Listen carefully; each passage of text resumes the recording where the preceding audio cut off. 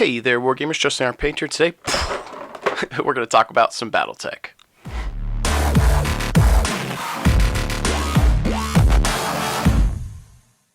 I'd like to welcome you guys back to the channel, and as we get started today, as always, if you are new here, thank you for joining. If you're returning, also thank you, I appreciate it. Let's make sure we alpha strike that like and subscribe button, smash it like you're trying to take out the enemy mech, but let's channel the energy into trying to help grow the channel. That said, I apologize for being a little sniffly. You know, got that runny nose, fresh back from Adepticon and trying to film some unboxing videos for the mechs that I picked up. I'll try and have some other videos where I talk about my experience at Adepticon and some other things, but we had 3 force packs that came out, one of which was the Urbanmech Lance, and, you know, I had to get one. Honestly, I might have got 2. But I'm going to showcase what's in this one today, so you guys can see. This is not a con exclusive. This will hit the general market at some point in a few months, I think. But they had them early at Adepticon, so I picked one up, Mech 2. And of course, it's Urbanmech, so I had to have it. So some of you guys may not care, because you don't care as much about the Urby Horde, but I do. So with that said, vroom, let's get into it.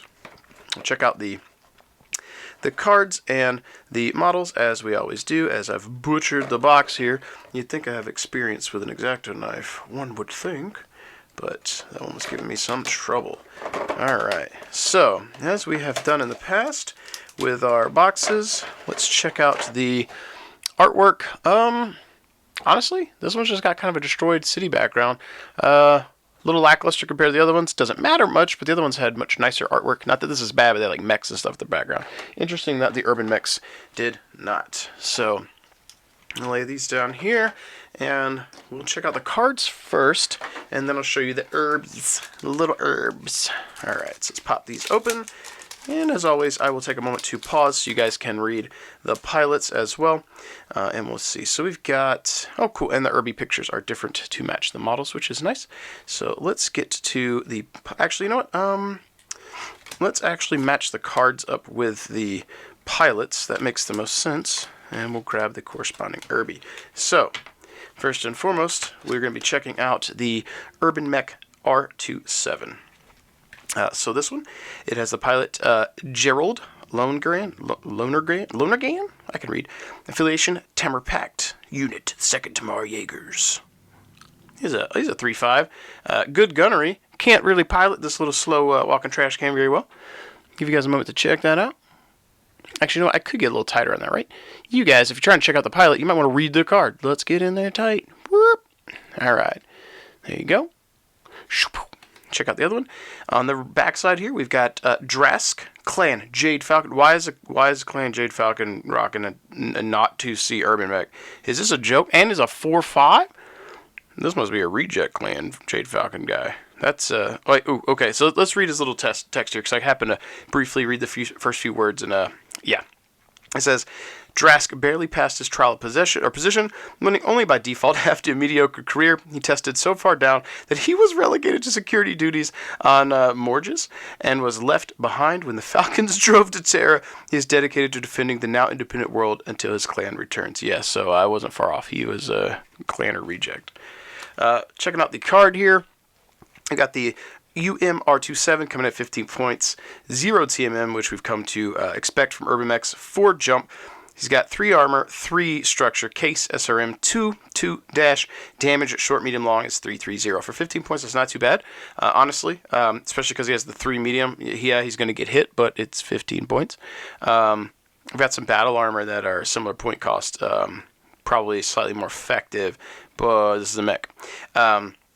The thing that's interesting with him is he does have the jump, so you can jump and get a TMM. So that's useful. On an Urban Mech, typically, you don't see that very often, or at least I haven't yet. But not too bad. Let's check out the other guy. Coming in at 2 points more, we've got the UMR93. He's got a movement of 2 and a 4J. I'm not sure why they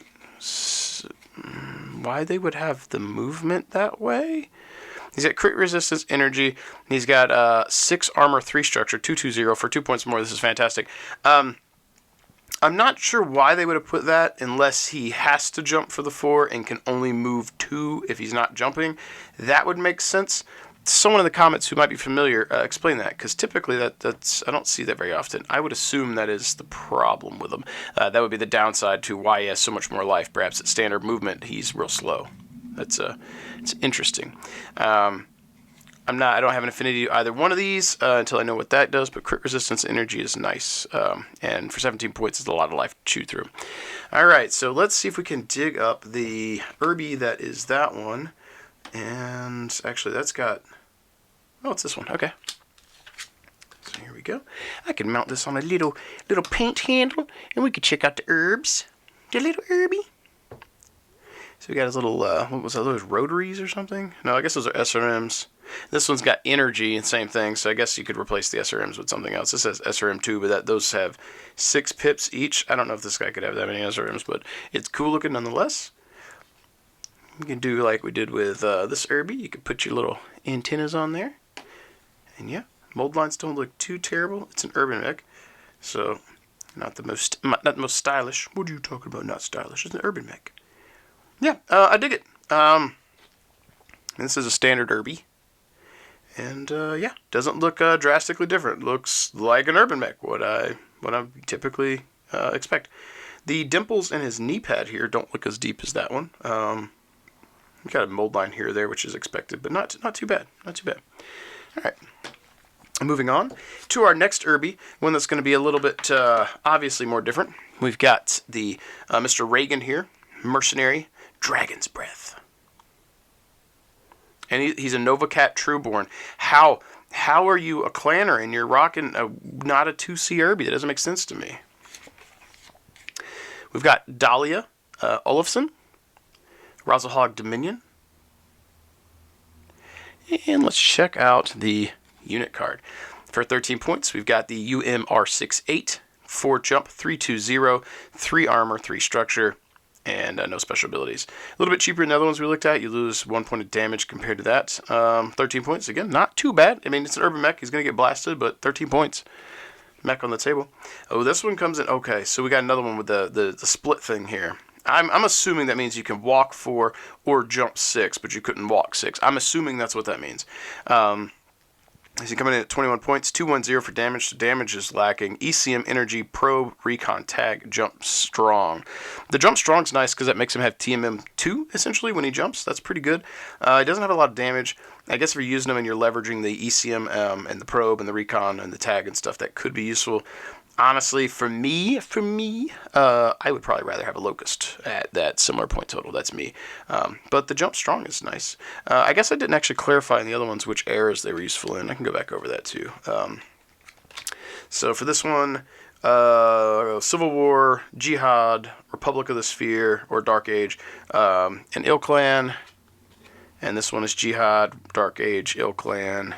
And this one is Ill Clan only, so it's a modern variant in the current era. And this one is also Dark Age and Ill Clan. So I apologize. I missed it. Alright, so let's go ahead and check out this one. He's going to be particularly cool because he has a very obvious different weapon arm compared to a normal Irby. He's got this what looks like an LRM-20 or something. That's pretty cool, pretty huge. Oh, he's also kneeling. That's cool. I didn't catch that. That's really cool, actually. Interesting.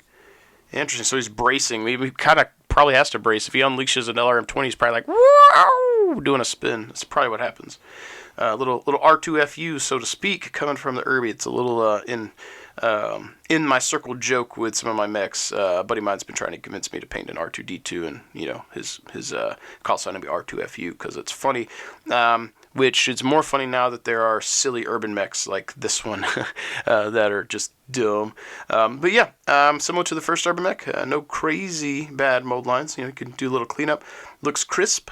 I dig it. I think the pose is cool. I think the rocket pod really makes him stand apart. But again, looks basically like an Urbanmech with a different weapon, which is expected. It caught me off guard because I did not expect a kneeling Irby. So that is pretty cool. All right. Next up, for the next Irby in line, we've got Awanita from Narhal's Raiders. I can read, I promise. Shoop. And for the other one, we've got Dua Chief Thet Mercenaries. Is that say Ill Clan? Oh, Elysian Lancers. I was like, Ill Clan Lancers. Elysian. All right. So next up for the mechs, we've got the UMR-60L coming at 11 points, usable in almost every era, so starting with the Succession Wars all the way up to the Ill Clan. Team M0, 4 jump, pretty standard. All these look like they've got a jump variant. 220 for damage, 2 armor, 3 structure, AC 22, so that's only useful if you're using those rules, which are optional. Yeah, so 11 points, not too bad. Again, TMM's crap. He's going to get shot. But throw him on an objective, jump if you need to with the TMM. And if you lose him, oh no, they shot the Urbanmech. If they ignore him, well, yeah, you just get to roll some damage. Not too bad. 11 points. 11 points. This one coming in at 16 points. TMM 0 for jump, usable in the Civil War through the Ill Clan. 330 for damage, 4 armor, 3 structure, 16 points. Not too bad. I like the 3 damage. I like having a little extra life. That is good. And let's see if we can't dig out the variant that is. I think it's this one. All right, so let's check him out. Check him out. Hello, Mr. Irby. Hello. All right, so this one's a little harder to discern the differences because the cannon looks so similar. It's a little bigger. The end's a little different, but at a glance across the table, you might not notice. Like, this is a little different than here, but still, it's very, very similar. Whereas this guy is vastly different, and this guy is substantially different as well for Urbanmech standards. This one's got a bigger looking gun, but that's about it. Slightly wide looking stance, which is cool. Mold lines aren't too bad. I feel like they've gotten better over time.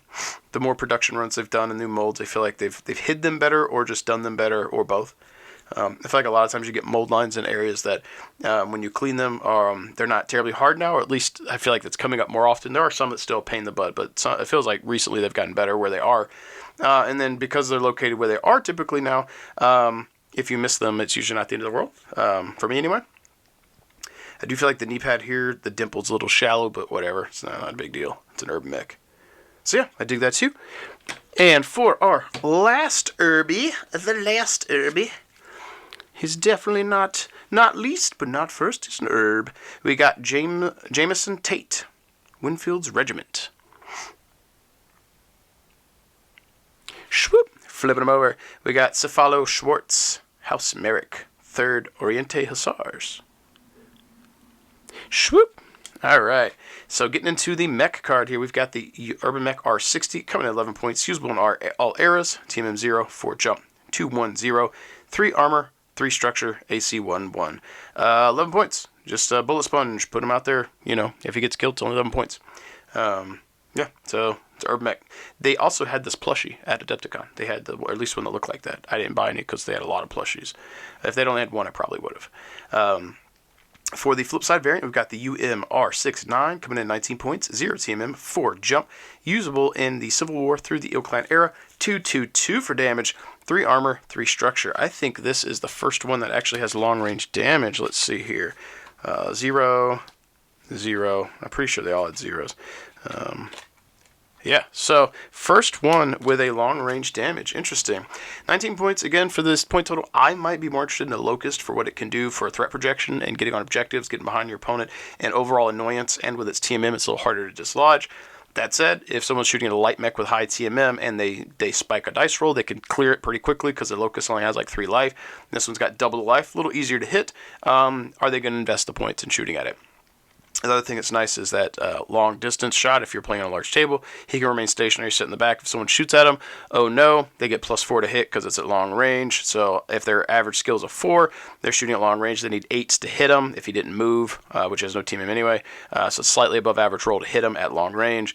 And then if he's stationary, he's skill 4 rather, drops down to a 3. At long range, he needs 7s to hit people, which is a just above average roll. So yeah, could be useful. The only thing I think that makes him particularly useful is if you're playing on a table where the long range will come into effect. Not too bad, in my opinion, at 19 points. There's probably better stuff you could field, but if you want an Urbanmech at long range, that's not too bad. Not too bad. Let's check out the model here for that fella.